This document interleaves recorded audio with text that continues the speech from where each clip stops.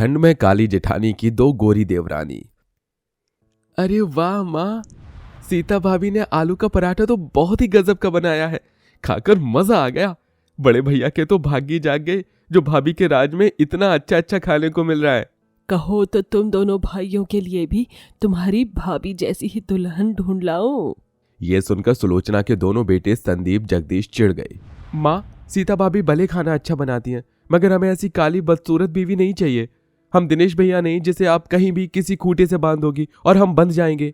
अपने देवर का दिया ताना काली सीता के मन में तीर की तरह चुभ गया। तभी सुलोचना ने कहा, तो क्या तुम दोनों भाई जिंदगी भर कुंवारे बैठे रहोगे? नहीं माँ, हम दोनों ने अपनी दुल्हनें ढूंढ ली हैं। यह कहकर दोनों भाइयों ने तस्वीर दिखाई। दोनों का नाम राम्या और वर्षा था। गोरा रंग और सुंदर नया नक्श से दोनों किसी हूर सी दिख रही थी और थे भी अमीर घर से। मगर सुलोचना ये जानकर थोड़ी दुखी हुई और कहा, शादी ब्याह के फैसले माँ बाप लेते थे, मगर दौर कितना बदल गया। मगर सीता सूरत से भले उभरी सुंदरता में नहीं थी, मगर उसके मन में किसी के लिए छल कपट नहीं था। उसने अपने दोनों देवर के लिए सुलोचना को मना लिया। माँ जी, देवर जी के चेहरे को देखिए, वो दोनों कितने खुश दिख रहे हैं।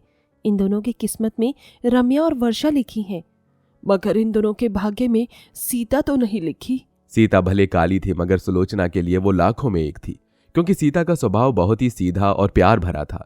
मगर सीता कहाँ जानती थी कि वो जिनके लिए अपनी सास को मना रही थी, उनके आने के बाद उसके जीवन में क्या कुछ संघर्ष लिखा था।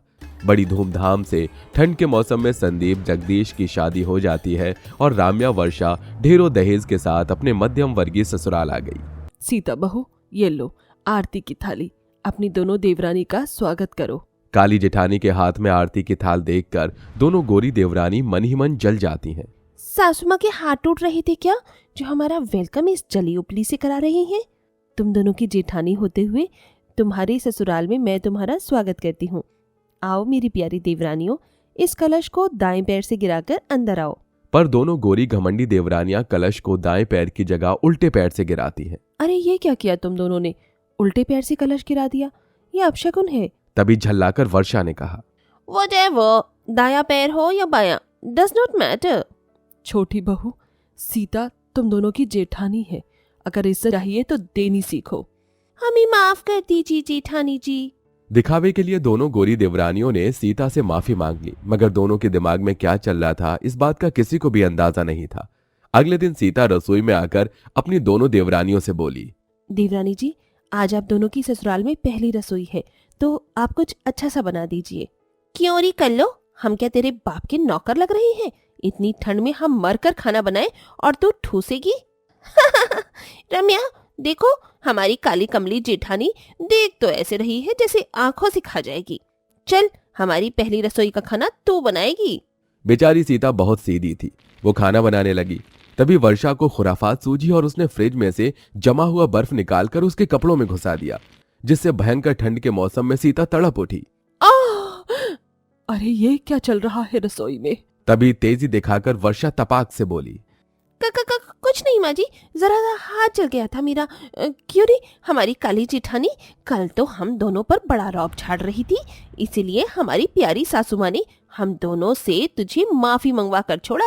अब उसकी कीमत तुझे इस ठंड के मौसम में हर रोज चुकानी पड़ेगी। बर्फ से सीता के सारे कपड़े भीग गए। वो कपकपाने लगी। देवरानी जी, ये बर्फ निकाल दो, मुझे बहुत ठंड लग रही है। लेकिन हम दोनों को मजा आ रहा है।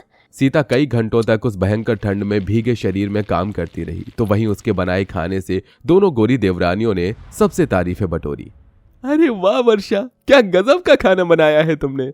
हाँ, वाकई खाना बहुत ही स्वादिष्ट बना है। थैंक यू जगत। तभी खाने की मेज पर बैठी सुलोचना ने कहा, बहू, मैंने मन्नत मांगा था कि जिस दिन मेरे तीनों बेटों का घर बस जाएगा, मैं 4 धाम जाऊंगी। मैं कल सुबह चली जाऊंगी। तुम तीनों देवरानी जेठानी आपस में मिलजुल कर रहना। अपनी सास के जाने की बात से दोनों अत्याचारी देवरानियों का चेहरा शैतानी चमक से भर गया और सुलोचना के जाने के बाद दोनों ने सीता का जीवन नरक सा बना दिया। सबके जाने के बाद वो खुली छूट से उस पर जुल्म ढाती। उस रोज गजब की ठंड थी, बाहर साए साए हवा चल रही थी। एक लो, जाकर हमारे लिए गरम पनीर तल कर ले आ। जी देवरानी जी। सीता पनीर तल कर ले आई। तभी दोनों ने खाकर थूक दिया। अच्छी छी छी, इसमें तो एक पैसे का स्वाद नहीं, जलाकर कोयला कर दिया इसे अपनी जैसे। पर देवरानी जी, मैंने तो अच्छा तला है। असल में उन्हें तो बेचारी काली सीता पर जुल्म ढाने का बहाना चाहिए था। अब तुझे सजा मिलेगी, चल बाहर जाकर मुर्गा बन जा। नहीं नहीं देवरानी जी, माफी दे दीजिए, बाहर बहुत ठंड पड़ रही है, मुझे बाहर मत भेजिए। लेकिन दोनों के मन में जरा भी दया नहीं थी। दोनों घसीटते हुए उसे बाहर ले गई। चल चल मुर्गा बन, वरना इससे भी कड़ी सजा मिलेगी।